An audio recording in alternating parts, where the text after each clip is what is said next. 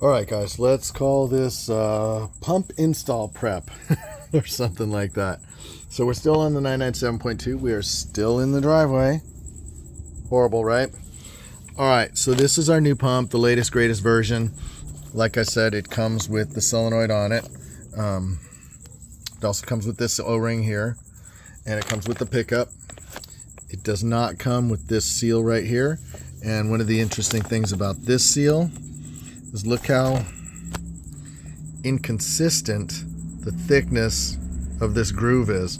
I don't even know if this seal right here will fit into that groove right there. It's so thin. We're gonna try it. We're gonna see what happens. But if you look at the old pump, and I don't have it here, you would see that the old pump, they're all consistently this size. So we have to think about that a little bit. We're gonna try to put it in and see what happens. I probably could have reused the pan gasket that came off, mostly because this is such a low mileage motor. And look how high it sits up. It's still very clean. So I am going to replace it. There's the part number. There's the gasket. There's the part number if you decide to do that. You're going to probably go by VIN anyway. But that will get us started, guys. That's where we are. And under the car, we are going to try and take the mid plan, and so the timing chain sprocket is still here, chain and sprocket are still here, and we are going to try to put,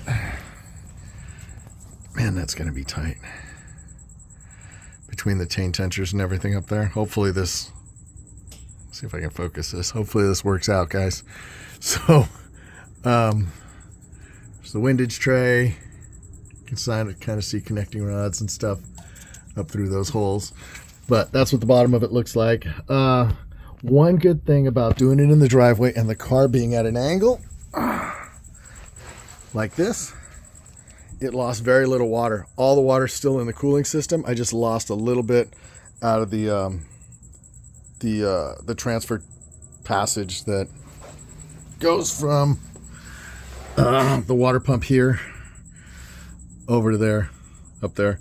Pretty much that's, I lost maybe a quart of coolant. So that's kind of nice when it goes, to refilling it. But all right, on to the next stage. Let me see if I can get this thing up in here. Also, there's a timing slot in here. You can see the flat right there on the bottom. You need to be careful of that and make sure that you time it with that flat right there. Okay, so it only goes in one way.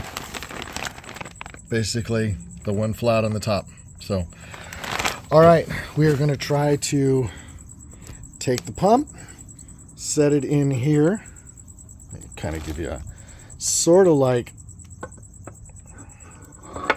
that, and we're going to try to pick the whole assembly up, get these two screws in, because all the rest we can get to, and then we should be able to push the pan up against it.